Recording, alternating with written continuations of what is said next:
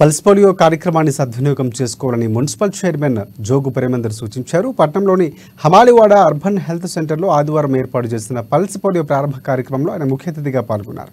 ఈ సందర్భంగా DMHO doctor Narendra రాథోడ్తో కలిసి జ్యోతి ప్రజ్వలన చేశారు. అనంతరం చిన్నారులకు 2 పోలియో చుక్కలు వేశారు.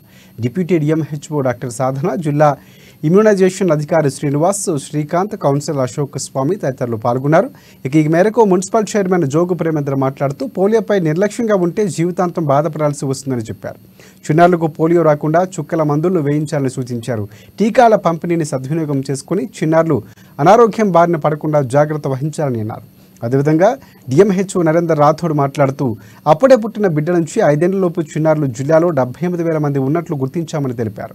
ఇక పోలియోకు చికిత్స లేదని నివారణ ఒకటే మార్గమని తెలిపారు. టీకాల పంపిణీ కోసం ప్రత్యేకంగా బృందాలు ఏర్పాటు చేసినట్లు ఆయన తెలిపారు. ఆదివారం టీకాలు వేయించుకుని వారి కోసం 4-5 తేదీల్లో ఇంటింటికి తిరిగి చుక్కల మందు వేస్తామని వివరించారు. చేసుకుంటూనే ఉంటాము. దీని ముఖ్య ఉద్దేశం అంటే ఒక్కసారి మనకు పోలియో వ్యాధి వచ్చిందనుకో దీనికి చికిత్స అనేది లేదు. ఒక్కసారి వచ్చిందనుకో కాలో చేతిలో పడిపోయిందనుకో దాని జీవితాంతం మనం పిల్లలు బాధపడుతూనే ఉండాలి. దానితో పాటు పేరెంట్స్ కూడా బాధపడుతూ ఉండాలి. ఇవి రాకుండా ఉండాలంటే ఒక నివారణ ఒకటే చర్య.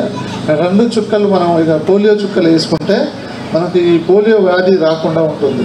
కాబట్టి ప్రతి ఒక్కరూ ఈ 2 చుక్కలు ఏదైతే పోలియో చుక్కలు ఉన్నాయో వేయించుకొని పిల్లలకి అంగవైకల్యం కాకుండా కాపాడాల్సిన బాధ్యత మన అందరి పిల్లలకి ఉంది, సమాజం అందరికీ ఉంది. కాబట్టి ప్రతి ఒక్కరూ ఈ అవకాశాన్ని వినియోగించుకోవాలని కోరుకుంటున్నాను. అదేవిధంగా మనం ఆదిలాబాద్ జిల్లాలో మొత్తం చిల్డ్రన్స్ 0 to 5 years అప్పుడే పుట్టిన బిడ్డ నుంచి 5 సంవత్సరాల లోపు పిల్లలందరికీ మనం ఈ పోలియో చుక్కలు వేయడం జరుగుతుంది. 5 సంవత్సరాల పిల్లలందరికీ కూడా పోలియో చుక్కలను వేసే కార్యక్రమం ప్రతి సంవత్సరం కూడా జరుగుతుంది.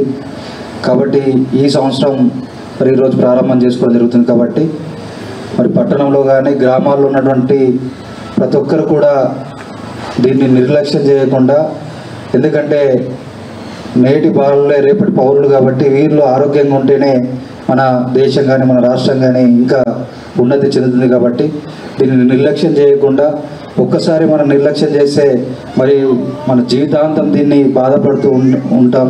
ముఖ్య అతిథిగా వచ్చేసి వేదిక రావాలంటే సార్కు స్వాగతం, సుస్వాగతం. డాక్టర్ ముఖ్య అతిథుల చేతి